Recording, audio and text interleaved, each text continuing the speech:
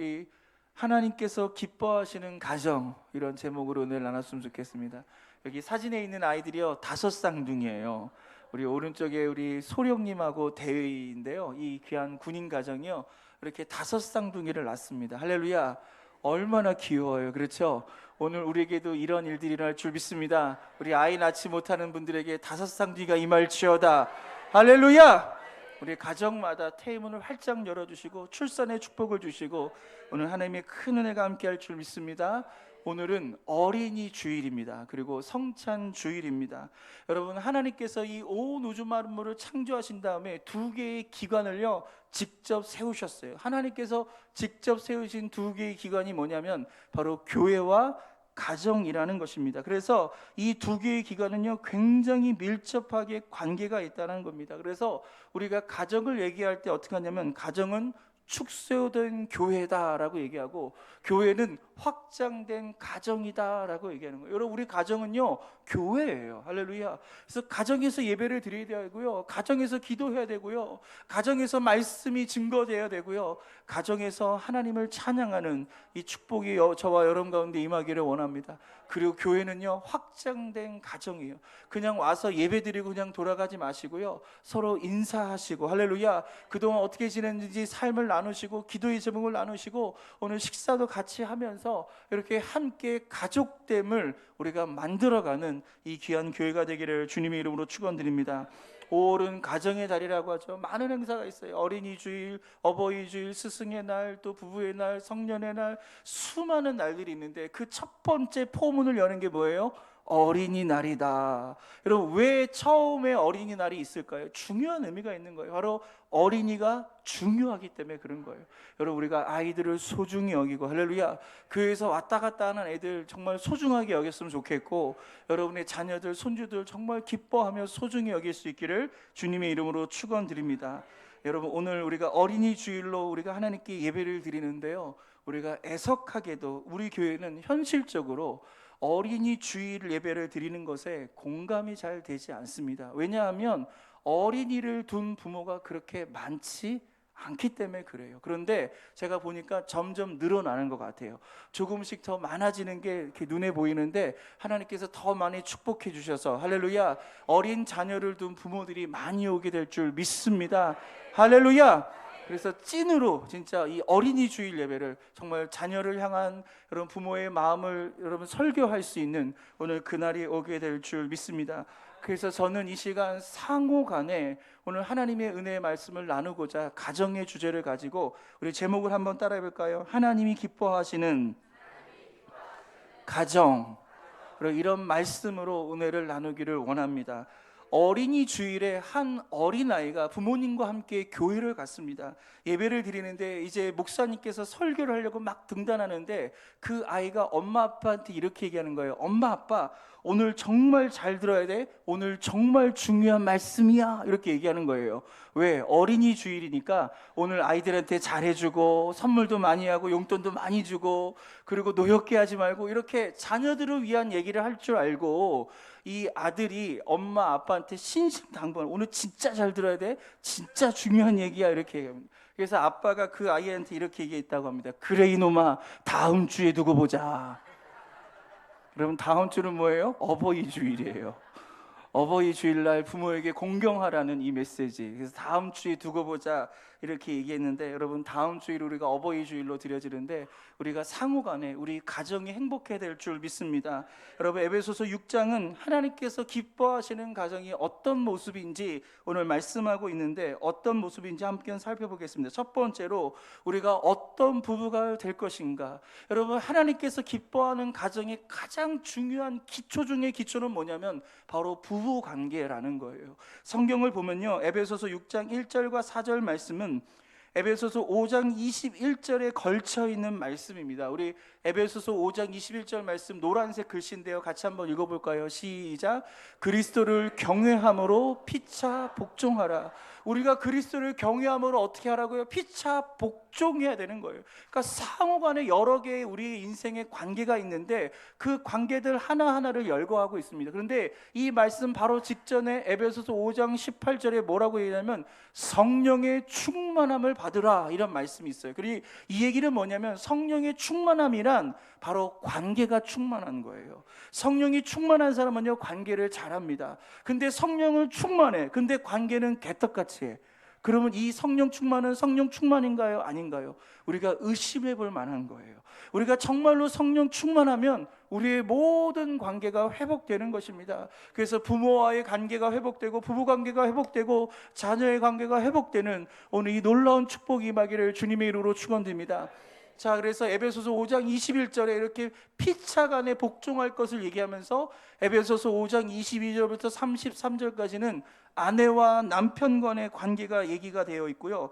그 다음에 우리가 방금 읽은 본문 말씀인 에베소서 6장 1절부터 4절까지는요 바로 부모와 자식 간의 관계에 대해서 얘기하고 있고, 에베소서 6장 5절부터 9절까지는요 직장 내 관계에서 상하 간에 어떠하게 우리가 관계를 맺어야 될 것인가에 대한 하나님의 말씀이 있는 것입니다. 사랑하는 성도 여러분, 사도 바울은요 남편과 아내의 관계를 가장 먼저 언급했어요. 그리고 그 다음에 부모와 자녀의 관계를 언급했습니다. 우리는 이 순서를 유의해야 할 것입니다. 왜냐하면 이것은 남편과 아내, 즉 부부가 행복하지 못하면 절대로 부모를 행복하게 할 수 없고 그 가정의 자녀가 행복할 수 없다라는 거예요. 그래서 모든 가정의 가장 중요한 기초는 뭐다? 바로 부부 관계다라는 거예요. 여러분, 우리가 신앙생활하고 새벽 예배를 드리는 가장 중요한 이유 중에 하나가 뭐예요? 자식 잘 되라고요. 우리가 열심히 봉사하고 헌신하는 이유가 뭐예요? 새벽마다 기도하는 이유가 뭐예요? 자녀 잘 되라고 우리가 기도하는데, 자녀가 진짜 잘 되는 비결이 뭔지 아십니까? 바로 부부관계가 좋아야 되는 거예요. 부부관계가 좋으면 자녀가 잘 되게 되어 있어요. 부부관계가 좋으면 부모에게 효를 할 수 있는 것입니다. 오늘 그렇게 이 부부관계가 이 부모에 대한 효의 필수적인 조건이고, 그리고 자녀 양육의 가장 핵심적인 요소인 것을 믿으시기를 바랍니다. 우리 흔히 남편에 대해서 사람들은 이렇게 얘기합니다. 남편, 내 말 안 들고 남의 편만 들어줘. 그래서 남의 편만 들어줘서 남편이라고 얘기합니다. 아내는 무슨 뜻인지 압니까? 남편이 원하는 것을 절대로 안 해. 그래서 아내라고 합니다. 그럼 세상 사람들은 이렇게 얘기하고 있는데, 근데 진짜 의미가 뭔지 아세요? 이 남편 할 때 이 편자가요 편안할 편자예요. 여러분, 우리 주변에 편의점이 많잖아요. 우리가 편리하게 이용할 수 있는 곳이에요. 그러니까 편자가 뭐예요? 편안할 편자이다. 그러면 남편이란 뜻은 뭐냐면 남자 중에서, 이 세상에 많고 많은 남자 중에서 가장 편한 사람이 누구예요? 남편이 되어야 되는 거예요. 그럼 이 시간 우리 아내들은 남편을 한번 째려보셔야 돼요. 과연 내 남편이 나를 편안하게 해주는가? 남편의 말이 나를 편안하게 하는가? 남편의 삶이 나를 편안하게 해준가? 사랑하는 남편들이여, 여러분의 의무가 뭐냐? 오늘 성경적인 의무가 뭐냐면 아내를 편안하게 해줘야 돼요. 그래야 남자로서의 역할을 감당하는 거고요, 그 부부관계가 완만해지고 돈독해질 수 있는 거예요. 아내에 대해서 뭐라고 그랬죠? 아내해예요. 아내해라는 것은요 집안의 해라는 거예요. 여러분, 집안에 해가 뜨면요 모든 게 다 살지 않아요. 여러분, 태양이 뜨면 식물이 자라나고 동물이 자라나고요, 이 세상의 모든 만상이 다 움직이고 살게 되어 있는 거예요. 그래서 엄마가 행복해야 가정이 행복한 거예요. 집안에 엄마가 울상이면요, 저기압이 되면요 다 우궁쾅쾅, 비가 오고 풍랑이 오면요 다 깨갱할 수밖에 없는 거예요. 그래서 엄마가 해를 비춰야지만이 가정이 행복할 수 있는 거예요. 여러분, 이 점에 우리 남편들이 아내를 좀 째려보셔도 됩니다. 여러분, 아내들에게 좀 해같이 좀 빛났으면 좋겠다. 할렐루야. 그래서 아내의 역할은 뭐냐? 그 집에 힘들고 어려운 일이 있어요. 속상한 일이 있어도요, 그 집에 빛을 발해야 되는 거예요. 해를 비춰야 돼요. 그래야 그 가정이 살고 자녀가 살고 남편이 사는 거예요. 남편의 역할은 뭐냐? 아내의 마음을 편안하게 해줘야 돼요. 아내의 인생을 편안하게 해주고 아내를 위해 최선을 다해주는 거, 오늘 이것이 부부 관계다. 할렐루야. 여러분, 디트레이트 보네퍼, 유명한 신학자이죠. 그가 자신의 여조카가 보낸 결혼 축하 메시지에 이런 말을 했다고 합니다. 함께 읽어볼까요? 시작. 결혼을 유지하는 것은 사랑이 아니란다. 결혼한 지금부터는 내 사랑을 유지시켜주는 것이 바로 결혼임을 알아야 한다. 정말 유명한 신학자예요. 신학의 깊이가 정말 대단했던 이 학자가 뭐라고 했냐면, 결혼을 유지하는 것은 사랑이 아니라는 거예요. 여러분, 우리가 사랑해서 결혼을 한단 말이에요. 근데 그 사랑해서 했던 이 결혼이요, 그 사랑이 내내 그 사랑을 충만하면 좋겠는데 그렇지 못하더라는 거예요. 그래서 하나님은 결혼 제도라는 것을 두셔서 그 안에서 힘들고 어렵지만 그 사랑 깨지 말고 그 사랑을 지켜가면서 서로를 위해서 최선을 다해라, 의지를 다해라. 그래서 남편은 아내가 편안할 수 있도록 도와주고 아내는 집안의 해가 되게 해서 오늘 그 가정을 지켜갈 것을 원하고 있다라는 것입니다. 그래서 우리가 우리 이 가정 안에서 서로 이 사랑을 위해서 노력해야 되는 거예요. 그래서 사랑하려면 의지가 필요한데 어떤 의지가 필요하냐? 두 가지입니다. 첫 번째, 한번 따라할까요? 먼저 섬기겠습니다. 여러분, 우리가 이 사랑을 지켜가기 위해서 필요한 게 뭐냐면 먼저 섬겨야 하는 거예요. 위로하고 칭찬하고 격려하는 일, 내가 받는 것이 아니라 내가 먼저 할 수 있어야 되는 거예요. 여러분, 내가 원하는 걸요, 상대방도 똑같이 원합니다. 내가 불편한 거 상대방도 똑같이 불편해요. 그런데 왜 우리는 집에서 살면서 내가 불편한 거는 상대에게 다 밀어버리고 나는 인정받고 대우받고 나는 섬김을 받으려고 하냔 말이에요. 그렇게 하니까 가정이 안 돌아갈 수밖에 없습니다. 상대방도 똑같이 싫어한다는 사실을 알고 좋은 거 자기가 먼저 차지하지 말고, 여러분, 좋은 것 먼저 섬기고 먼저 사랑하고 먼저 축복할 수 있기를 주님의 이름으로 축원드립니다. 오늘 예수님도 마태복음 7장 12절에 뭐라고 말씀하십니까? 같이 위에 있는 말씀입니다. 시작. 남에게 대접을 받고자 하는 대로 너희도 남을 대접하여라. 아멘. 여러분, 이 말씀을요, 1차적인 적용 대상, 그 남은 누구냐면 내 남편이에요. 내 아내가 돼야 된다는 거예요. 세상에 있는 돌아다니는 그런 사람에게 대접을 하고 잘해주는 것이 아니라 우리 가족들에게 정말 먼저 대접하고 그 가족들을 섬기는 사람이 되어야 한다라는 것입니다. 할렐루야. 여러분, 이런 은혜가 있기를 주님의 이름으로 축원드립니다. 두 번째는요, 사랑과 존경을 해야 됩니다. 한번 따라할까요? 사랑과 존경하며 살겠습니다. 에베소서 5장 33절을 읽겠습니다. 시작. 그러나 너희도 각각 자기 아내 사랑하기를 자신같이 하고 아내도 자기 남편을 존경하라. 여러분, 오늘 이 말씀의 바울은요, 남편이 아내에게 해야 할 것과 아내가 남편에게 해야 할 것이 각각 달라요. 이 점을 주목하시기를 바랍니다. 남편이 아내에게 할 건 뭐예요? 사랑이다. 여러분, 헬라어로 사랑은요 굉장히 다양하게 있지 않습니까? 친구끼리의 사랑 필레오라고 얘기하죠. 연인들끼리 뜨거운 사랑을 에로스라고 얘기합니다. 그리고 부모가 자녀에게 주는 사랑을요, 여러분, 우리가 아가페적인 사랑이다. 하나님이 우리에게 주시는 그 사랑도 아가페적 사랑이다, 이렇게 얘기하는데, 오늘 이 본문에 남편이 아내에게 해야 할 그 사랑을 어떤 단어를 썼냐면 바로 아가페 사랑을 둔 거예요. 그 사랑 중에 가장 최고의 사랑, 가장 강력한 의무를 지니고 있는 그런 절대적인 거예요. 아내의 어떠함에 의해서 사랑을 할지 안 할지를 결정하는 것이 아니라, 여러분, 그 사랑은요 일방적인 사랑이 되어야 되는 거예요. 여러분, 하나님이 우리를 일방적으로 사랑하셔서 십자가에 못 박혀 죽으시지 않았나요? 하나님이 우리를 구원하신 그 사랑은요 일방적인 사랑이에요. 마찬가지로 남편이 아내를 사랑하는 것은요, 그 아내가 어떠하기 때문에 사랑하는 것이 아니라 남편이기 때문에 아내를 사랑해야 그 사랑을 먹고 아내가 해같이 빛나는 거예요. 그 아내가 자기 자신을요 이 세상의 모든 남자보다도 가장 편하게 여길 수 있는 거예요. 여러분, 한국 교회가 한참 성장일 때 70년대 80년대 교회 보면요 거의 대부분 여성들만 있었어요. 왜 여성들만 있었는가? 부흥의 현상을 연구를 했었는데 한 신학자가 이런 결론을 내립니다. 여러 가지 결론을 내리는데 그 중에 뭐 큰 퍼센테이지는 아닌데 이런 퍼센트를 해요.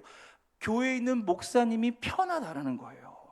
집에 있는 남편들은 맨날 소리 지르고 욕하고 술 마시고 막 그렇게 고함치고 그러는데 교회만 오면 목사님이요 천사라는 거예요. 말도 부드럽게 어서 오시라고 해. 막 어깨도 두들려줘. 막 환영하고 막 이러니까 여러분 여성들이 교회에 오는 때 너무 행복해하는 거예요. 여러분 지금은 그런 사람은 없지만 그렇죠? 여러분 옛날에는 그런 사람들도 있었어요. 교회에 오면 목사님들이 편안하게 해주니까 그게 좋아서 오는 사람도 있다라는 것입니다. 사랑하는 성도 여러분, 남편들은요 아내를 사랑하셔야 돼요. 여러분 무조건적인 사랑을 할 수 있기를 주님의 이름으로 축원드립니다. 그리고 아내는 남편에게 어떻게 하라고 성경은 얘기합니까? 우리 존경하라고 합니다. 한번 따라할까요? 존경하겠습니다. 근데 이 헬러 단어도 보면요 조건에 따른 존중이 아니에요. 남편이 돈을 많이 벌이러 오면 존중해주고, 남편이 내 말을 잘 들어주고 선물해주면 존중해주고, 그것이 아니라 이 존중도요 일반적인 존중이에요. 일방적인 존중. 그래서 기독교 윤리와 세상의 윤리가 다른 게 바로 여기 있어요. 여러분 세상의 윤리는요 상호적이에요. 이에는 이, 눈에는 눈. 네가 나한테 서운하게 했어? 그럼 나도 너한테 서운해 갈. 이건 세상의 방식으로 살아가는 거예요. 하지만 예수 믿는 저와 여러분은요 하나님의 일방적인 구원을 받은 사람들이에요. 그 일방적인 축복을 받은 사람으로서 우리의 삶 속에 가장 소중한 가족들에게 하나님께서 어떻게 살기를 원하냐면 일방적인 사랑을 흘려보내길 원하고 일방적인 존경을 해주기를 원하는 거예요. 때로는 비기 싫을 수 있죠. 막 속상할 수 있죠. 남편이 미울 수 있어요. 이런 왼수 막 이럴 수도 있지만 여러분 그럼에도 불구하고 남편을 존경해 줄 수 있기를 주님의 이름으로 축원드립니다. 할렐루야. 오늘 이런 부부관계가 되기를 주님의 이름으로 축원드립니다. 두 번째로 하나님이 기뻐하시는 가정이 되기 위해서는요 어떤 자녀가 될 것인가. 우리 에베소서 6장 1절 말씀을 읽겠습니다. 시작. 자녀들아 주 안에서 너희 부모에게 순종하라. 이것이 옳으니라. 아멘. 오늘 성경은 뭐라고 얘기하냐면 주 안에서 너희 부모에게 순종하라 이렇게 얘기하고 있어요. 제가 설교자로서 이 자리에 쓰는 것이 상당히 부담스러운 게 저희 어머니도 이 예배를 드리고 제 와이프도 예배를 드리기 때문에 뭐 하나 얘기하는 게 너무 조심스럽고 집에 와서 너나 잘해라고 할 수 있을까 굉장히 조심스러운 마음으로 제가 설교할 수밖에 없는데, 그렇지만 설교자이기 때문에 하나님의 말씀을 제가 증거합니다. 여러분 오늘 성경은요 여러분 자녀가 부모에게 순종해야 될 그 이유에 대해서 오늘 밝히고 있는데, 자녀가 순종할 만하기 때문에, 자녀가 최선을 다하기 때문에 순종하라고 얘기하지 않고 이것이 옳으니라 라고 얘기하고 있는 거예요. 여러분 성경이 옳은 것을 따르는 것이 신앙생활이에요. 아멘.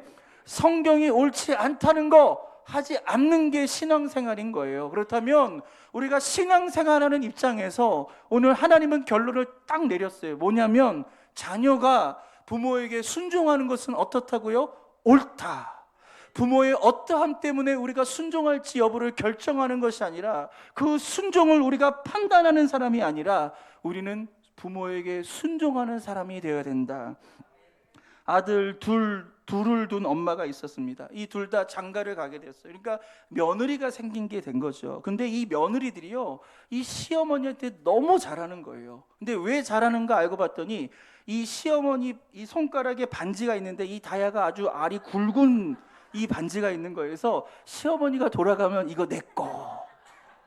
그래서 최선을 다해서 순종하고 최선을 다해서 이 시어머니 기분 나쁘지 않게 하려고 기분 좋게 했었습니다. 그런데 이 시어머니가 돌아갔어요. 근데 돌아가시는데 장례식을 치르는데 이 두 며느리가 대성통곡을 하는 거예요. 막 그러는데 알고 보니까 이 다이아가 가짜네요.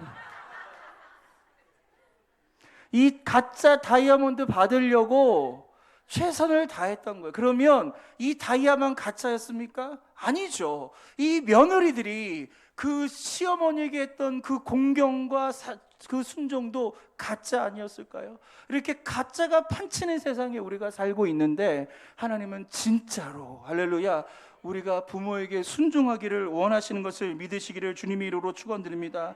부모님의 인격과 교육 수준과 교양과 그분이 갖고 있는 소유와 지위와 상관없이 그 자녀들의 도리는 뭐다? 그것은 부모에게 순종하라. 왜? 이것이 옳은 것이다. 여러분, 부모에게 순종하는 것을 판단하지 마세요. 부모에게 순종할지 말지 여러분이 결정하지 마세요. 이게 옳은 거라고 우리 하나님은 결론을 내렸습니다. 두 번째, 에베소서 6장 2절과 3절을 읽겠습니다. 시작. 내 아버지와 어머니를 공경하라. 이것은 약속 있는 첫 계명이니 이로써 내가 잘되고 땅에서 장수하리라. 두 번째는요, 자녀가 부모에게 해야 될 의무는 공경하는 거예요.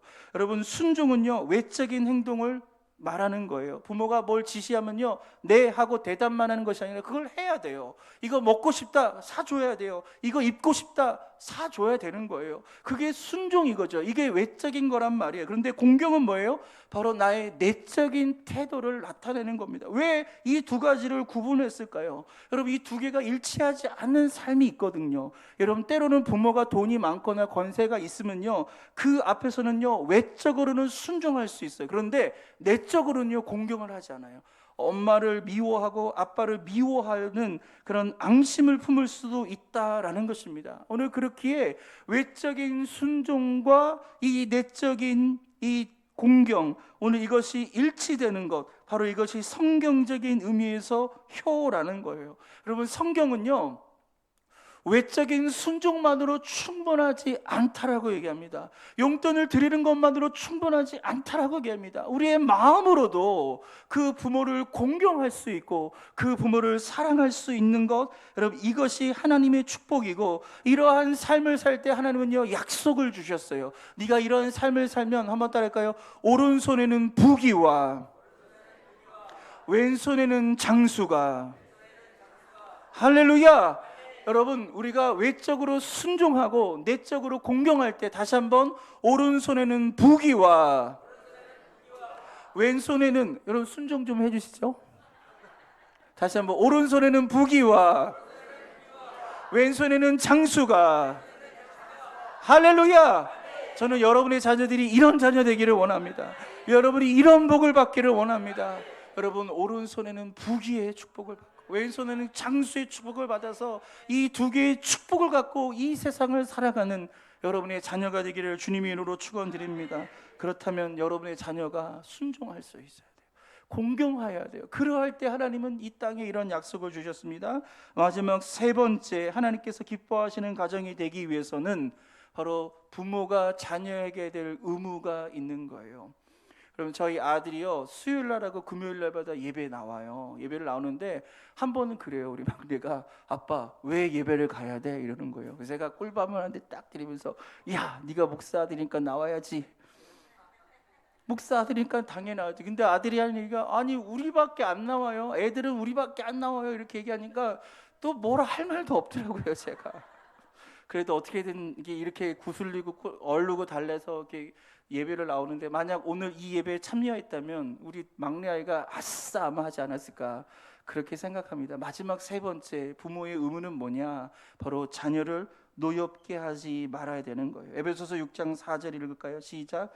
내 아비들아, 너희 자녀를 노엽게 하지 말고 오직 주의 교훈과 훈계로 양육하라. 여기서 노엽게 한다라는 단어는요, 헬라어로 보면 두 개의 단어가 같이 있는데, 하나는 뭐냐면 옆에라는 뜻이 있고요, 두 번째는 화내다라는 뜻이 있어요. 그래서 이 두 개의 단어가 합성된 거니까 옆에서 화나게 하다, 그리고 화나는 상황으로 밀어붙인다, 이런 뜻이 노엽게 하는 거예요. 그래서 우리가 때로는 우리의 말과 우리의 행동이 우리의 자녀들로 하여금 그 화가 나는 상황으로 밀어붙일 때가 있다라는 것을 오늘 성경은 얘기하는데, 오늘 이 노엽게라는 이 헬라어 단어가 에베소서에 한 번 더 나옵니다. 에베소서 4장 26절과 27절인데요. 같이 한번 읽어볼까요? 시작. 분을 내어도 죄를 짓지 말며 해가 지도록 분을 품지 말고 마귀에게 틈을 주지 말라. 여기서 분을 품다, 분, 바로 이게 헬라어로 말하면 노엽게 하다와 같은 말이라는 거예요. 근데 오늘 에베소서 4장은 뭐라고 하냐면, 분을 품게 되면 어떤 일이 벌어지는 거예요? 마귀에게 틈을 주는 거예요. 마귀는요, 그 틈 타고 들어오는 거예요. 그래서 만약 우리가 분을 해결하지 않으면 마귀가 우리를 계속 영적으로 공격해 오는 겁니다. 그렇다면 이 말씀을 오늘 대지에 적용해 본다면, 우리의 자녀를 분노하게 한다는 것, 우리의 자녀를 노엽게 한다는 것은 그 틈으로 마귀가 들어가게 하는 거예요. 이것을 더 정확하게 얘기하면 마귀에게 우리의 자녀를 제물로 바치는 거랑 마찬가지예요. 그럼 누가 우리의 자녀를 우리의 악한 원수 마귀에게 제물로 바치기를 원하는 사람이 누가 있겠습니까?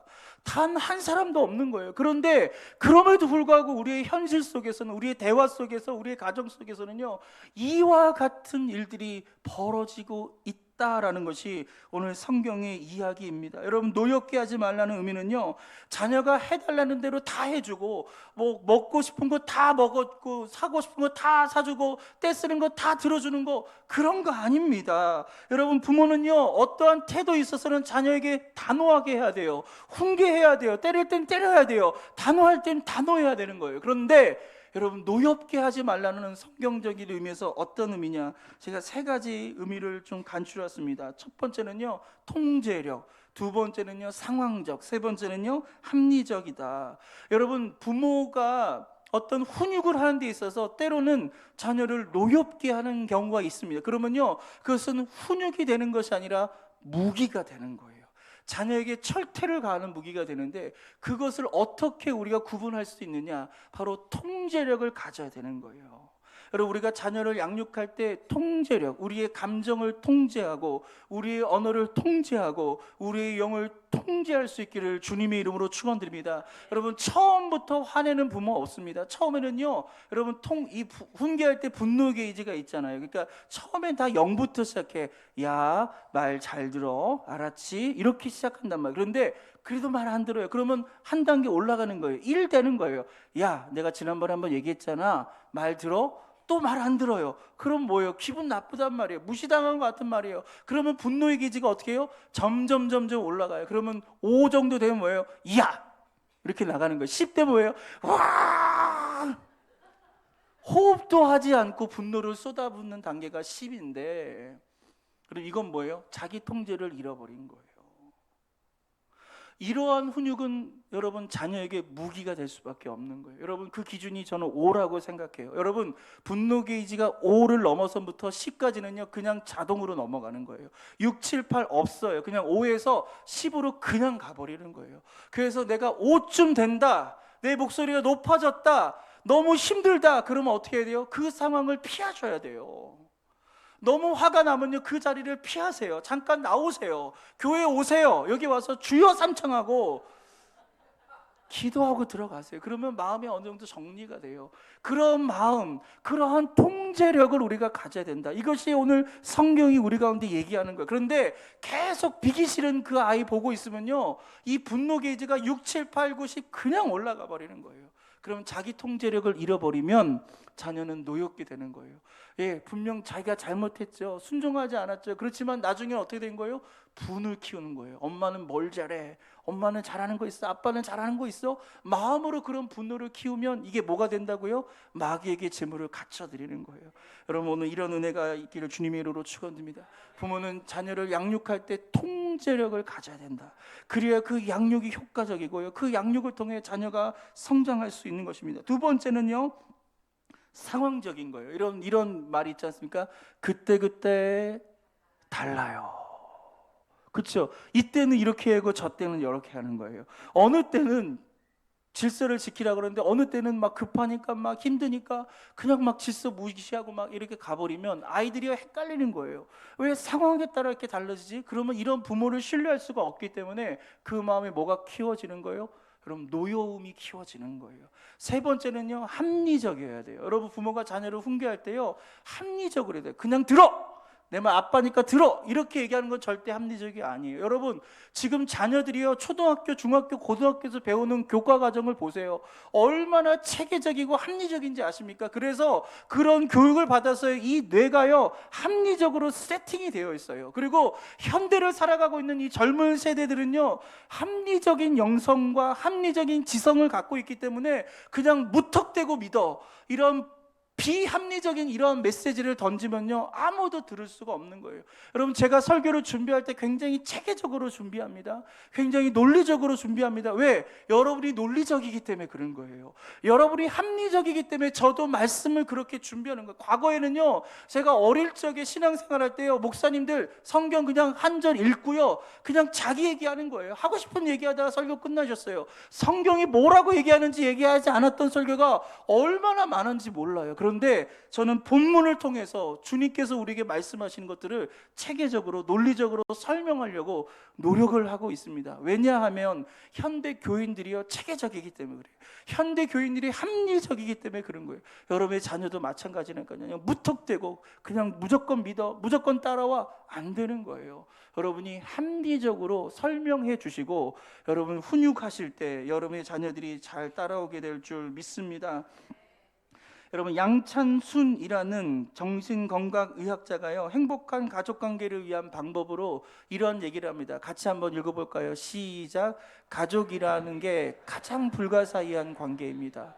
그리고 가장 복잡한 관계입니다. 그렇게 가장 많은 노력이 필요한 관계입니다. 뭐라고 얘기한 거예요? 가족이라는 게 그냥 우리는 그냥 너무 자연스럽다고 생각하는데 그렇지 않고 불가사의한 관계. 여러분, 솔직히 말을 안 해서 그랬죠. 우리가 상대에 대해서 불편한 게 얼마나 많은지, 하고 싶은 말이 얼마나 많은지 몰라요. 우리가 관계가 이렇게 복잡하고 불가사의하다니까요. 그렇기 때문에 이 양찬순이라는 정신의학자는 뭐라고 했냐면 가족을 향해 가장 많은 노력을 해야 된다. 여러분, 가족들을 위해서, 아내들을 위해서, 자녀들을 위해서, 부모님을 위해서 가장 많은 노력을 하고 있습니까? 여러분, 세상 일이 바쁘고 교회 일이 바쁘고 이런저런 핑계 대면서 혹시 소홀히 하고 있지는 않습니까? 여러분, 우리가 최선을 다해서 우리의 가정을 위해서, 이 관계 회복을 위해서 우리가 노력해야지만이 우리의 가정이 천국 가정이 되고 하나님이 기뻐하시는 가정이 되는 것을 믿으시기를 바랍니다. 프랑스 역사상 총 69명의 왕이 있었다고 합니다. 근데 그 중에 백성들로부터 존경과 칭송을 받았던 왕은요 3명밖에 없었다고 합니다. 그래서 이 프랑스에 있는 역사학자들이 연구한 거예요. 아니, 도대체 이 3명은 어떻게 했길래 백성들로부터 존경을 받았을까? 막 연구를 하는데 이 3명이요 겹쳐지는 게 없어요. 이 3명이요 공통된 게 없는 거예요. 그러다가 연구하다가 한 학자가 딱 발견했는데 어떤 걸 발견하게 됐냐면 이 3명의 왕, 이 존경을 받는 이 3명의 왕 다 그 부모로부터 젖을 먹고 자랐다는 거예요. 그러니까 모유 수유를 하고 자랐다는 거예요. 그러니까 이 세 왕은요 어릴 적부터 내리사랑을 받고 자란 거예요. 여러분, 부모가 자녀에게 모유 수유를 할 때 그냥 주나요? 기도하고 주잖아요. 이 아이에게 사랑을 주잖아요. 정말 정성을 다하잖아요. 여러분, 그렇게 사랑을 먹고 자란 자녀가, 일방적인 사랑을 먹고 자란 자녀가 나중에 왕이 되었을 때 나라를 잘 다스리고 백성에게 칭송과 존경을 받는 왕이 되더라는 거예요. 그리고 우리의 자녀에게도 마찬가지예요. 우리가 일방적으로 우리의 자녀를 사랑하고 우리가 축복해 줘야 돼요. 조건 따지면 안 됩니다. 어떤 사람이 이렇게 얘기했다고 합니다. 아버지한테 이렇게 칭찬했습니다. 아유, 아드님 너무 잘 두셨어요. 이렇게 칭찬한 거예요. 아드님이 너무 훌륭하니까 아드님 너무 잘 두셨어요. 이렇게 얘기했더니 이 아버지가 그 얘기를 듣고 이렇게 답을 했다고 합니다. 아직 나 따라오려면 멀었어요. 이렇게 얘기하는 거예요. 아직 나 따라오려면 멀었다는 거예요. 뭘 얘기한 거예요? 기능을 얘기하는 거예요. 어떤 실력을 얘기하는 거예요. 여러분, 우리는요 이렇게 사람을 평가합니다. 아직 모자라, 아직 나 따라오려면 아직 멀었다, 이렇게 표현하면서 우리의 사랑을 조건적으로 흘려보내고 있는데요, 여러분, 그것은 세상 사람들이 하는 거예요. 저와 여러분은 우리가 무조건적인 헌신적인 그 사랑을 흘려보내줄 때 그 자녀가 건강하게 양육이 되고요, 그 속에서 하나님 나라의 백성으로서 자라가게 되는 것을 믿으시기를 바랍니다. 할렐루야. 우리 부부관계가 회복이 되고, 할렐루야, 자녀가 부모에게 순종과 공경을 다하고, 또 부모는 우리 자녀 세대에게 노엽게 하지 않는 오늘 이런 은혜가 우리 순복음 경동교회 가운데 있기를 주님의 이름으로 축원드립니다. 이 시간 우리 기도하기를 원하는데, 오늘은 5월 첫째 주 성찬 주일입니다. 우리가 성찬을 대하기 전에 성경을 보니까 자기 자신을 돌아보라고 얘기합니다. 내가 어떤 죄를 지었는지, 내 안에 어떤 미움이 있는지, 어떤 분노가 있는지, 해결되지 않는 원한이 있습니까? 여러분 돌아보셔야 돼요. 그것을 정리하고 이 성찬을 대하시기를 바랍니다. 그리고 이 성찬은요, 이 성찬을 대할 때 오늘 예수 그리스도께서 영적으로 우리 가운데 임재하게 되는 거예요. 영적인 임재가 있는 거예요. 그래서 주님이 우리 안에 거하고 내가 주님 안에 거하는 축복의 역사가 있는 것입니다. 여러분 이 성찬을 통해 하나님께서 우리를 치유해 주실 것이고, 성찬을 통해 우리의 관계를 회복시켜 주실 것이고, 우리의 신앙을 회복시켜 주실 줄 믿습니다. 오늘 이러한 마음